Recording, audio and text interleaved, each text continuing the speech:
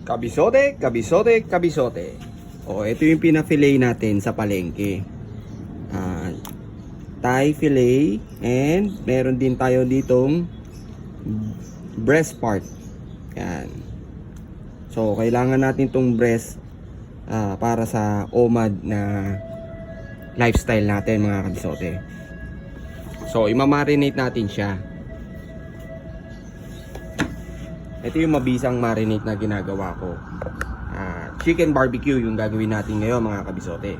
So ito, tantiameter lang to, mga kabisote ha. Ito, isang ulong bawang to.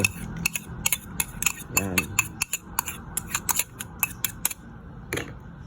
Nalagay din tayo ng paminta.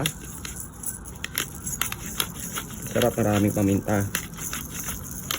Pero depende na sa inyo kung ano yung prefer niyo.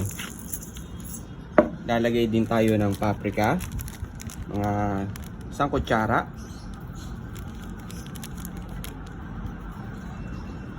Ayan, isang kutsara ang paprika. Meron din tayo ditong brown sugar. 1, 2, 3, 4. Meron din tayo ditong banana ketchup. UFC tamis anghang. 1, 2, 3, 4. Mga 4 na kutsara din yan, kabisote. Meron tayong toyo. Tansyahin mo na lang, kabisote ha. At naglalagay lang din ako ng konting suka. Yan. Tapos, mekos-mekos mo lang yan, mga kabisote. Ginagawa ko tong proseso na to para matitikman ko muna yung pang marinade ko. Kasi pag nilagay ko na yung chicken, nakakaano ng tikman.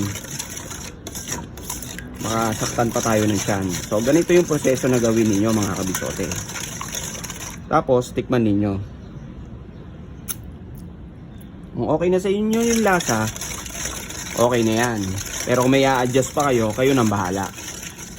Para sa akin, okay na yung lasa niya.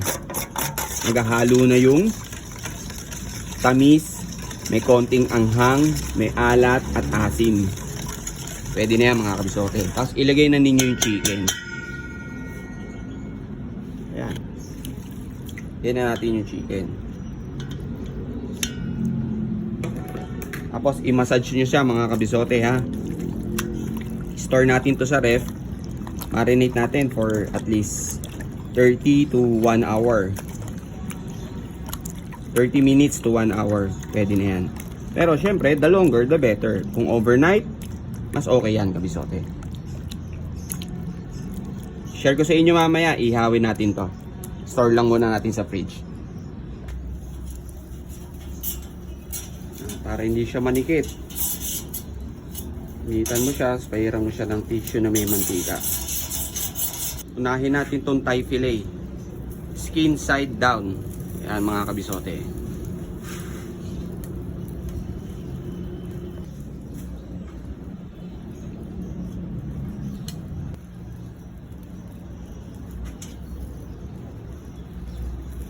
Yan. Kaya mo lang siya dyan, mga 1 minute muna. Huwag mong gagalawin.